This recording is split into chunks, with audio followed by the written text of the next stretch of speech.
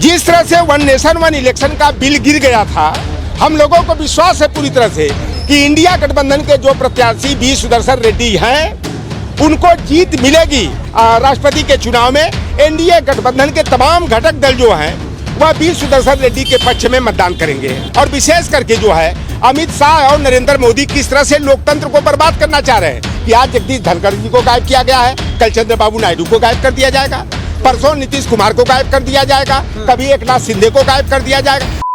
साथियों नमस्कार, मैं हूं रजनीश और आप जन आदर्श भारत देख रहे हैं। इस वक्त हम लखनऊ समाजवादी पार्टी कार्यालय में हैं और समाजवादी पार्टी का जो कार्यालय है, अभी देखिए भीड़ भाड़ बहुत थी, लोग अब बाहर निकल रहे हैं।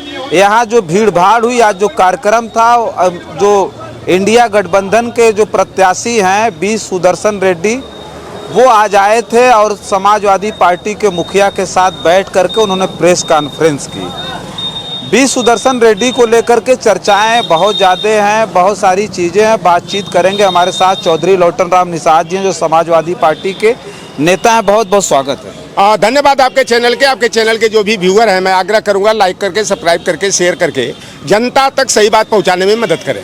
क्या कहेंगे जो इंडिया ब्लॉक के जो प्रत्याशी हैं बी सुदर्शन रेड्डी, उनको लेकर के चर्चाएं बहुत हैं। अब तो बहुत सारे बयान भी आने लगे हैं, उम्मीद तो नहीं दिखती जीत की, लेकिन उनके जो बयान आए हैं वो कह रहे हैं कि हमारी जो बातचीत हो रही है वो एनडीए गठबंधन के जो घटक दल है, कई लोग हमारे साथ आ रहे हैं। तो उस पर क्या प्रतिक्रिया, इस बात को माना जा सकता है कि जो एनडीए गठबंधन घटक दल वो आपके साथ आएंगे, आपके साथ खड़े? देखिए, समाजवादी पार्टी लोकसभा में देश की तीसरी सबसे बड़ी पार्टी और उत्तर प्रदेश की नंबर 1 पार्टी है।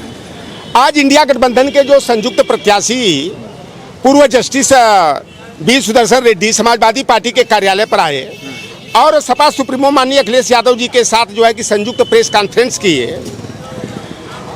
आपका ये सवाल कि क्या इंडिया गठबंधन का प्रत्याशी जीतेगा, तो मैं आपका ध्यान उस दिन ले जाना चाहता हूं कि जब लोकसभा के अंदर जो है वन नेशन वन इलेक्शन का बिल आया था।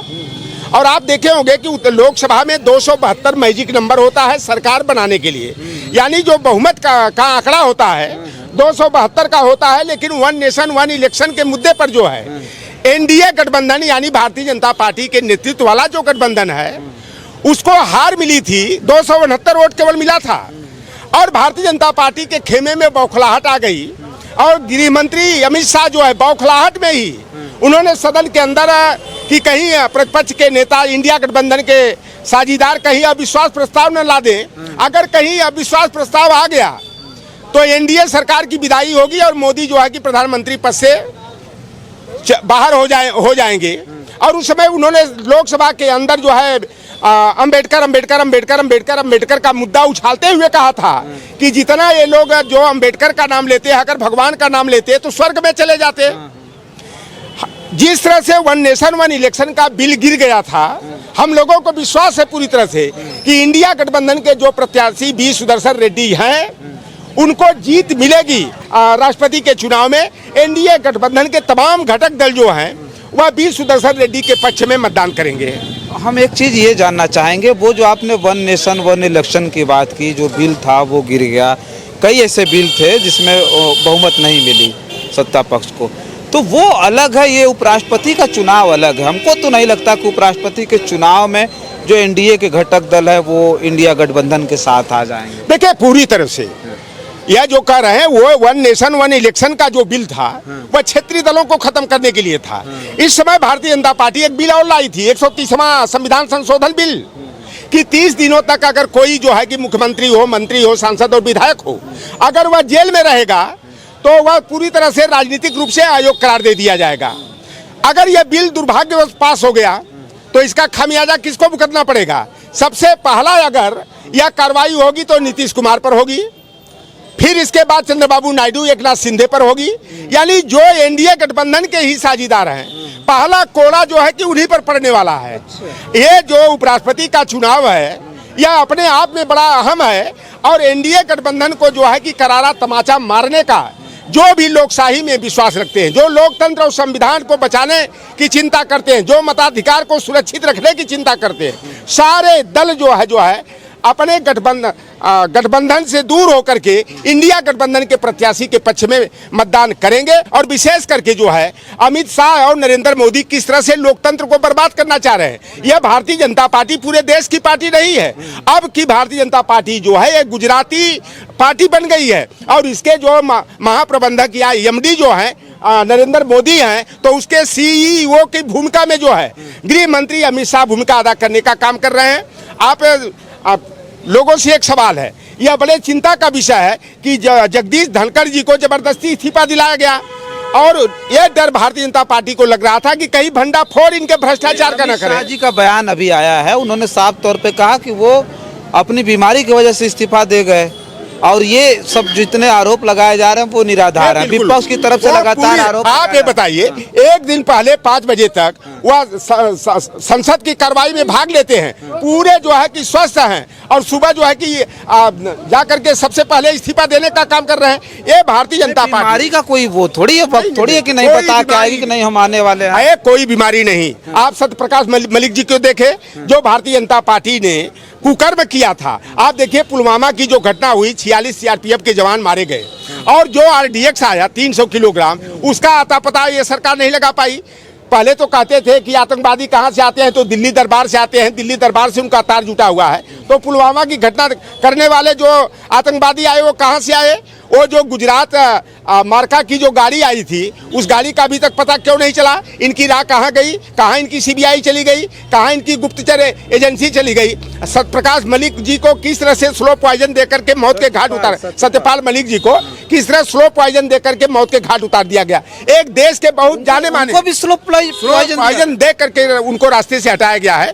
आप जस्टिस लोया का नाम सुने होंगे। जस्टिस लोया को भी भारतीय जनता पार्टी ने षड्यंत्र करके, गुजरात के नेताओं ने षड्यंत्र करके उनको हत्या करने का काम किया। गोधरा कांड की कमान जिन्होंने संभाला, संजीव भट्ट, देश के जाने माने आईपीएस अधिकारियों में उनका नाम आता था। आज घूट घूट करके 7-8 बरस हो गया वो जेल में जो है कि जिंदा लाश बन करके रह रहे हैं। उनकी बेटी, उनकी पत्नी चिल्ला रही हैं, उनको न्याय नहीं मिल रहा है।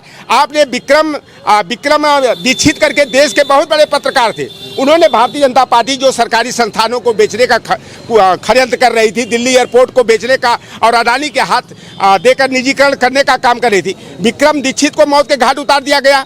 कभी आप देखे होंगे बड़े चर्चित पत्रकारों में नाम विनोद दुआ का आता था। आज विनोद दुआ कहाँ हैं? आज देश से बाहर जाकर के कहीं अपने जान को बचाए हैं। रवीश कुमार भारत छोड़ करके आज भारत में नहीं है। रवीश कुमार जी अगर भारत में रहते तो शायद ये गुजरात के जो आतंकवादी हैं। रवीश कुमार जी तो भारत में हैं? नहीं, भारत में नहीं है, कतई नहीं है। आप पता कर लेना, फिर से पता कर लेना। ध्रुव राठी बाहर है, वो भी नहीं है।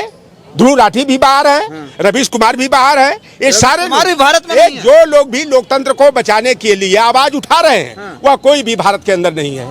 सारे जो नामचीन पत्रकारों में जिनका नाम था, आज विदेश, कोई अमेरिका में जाकर अपनी जान बचा रहा है, कोई ब्रिटेन में जाकर अपनी जान बचाने का काम भागेंगे भारत छोड़ के। देखिए हम लोग तो बुलंद कर रहे हैं, हम लोग तो संकल्प ले लिए हैं कि अगर जीना है तो लोकतंत्र के लिए जीना है, संविधान के लिए जीना है, और मरना भी है तो लोकतंत्र और संविधान के लिए जीना है। जिंदा रहने कौन आया है?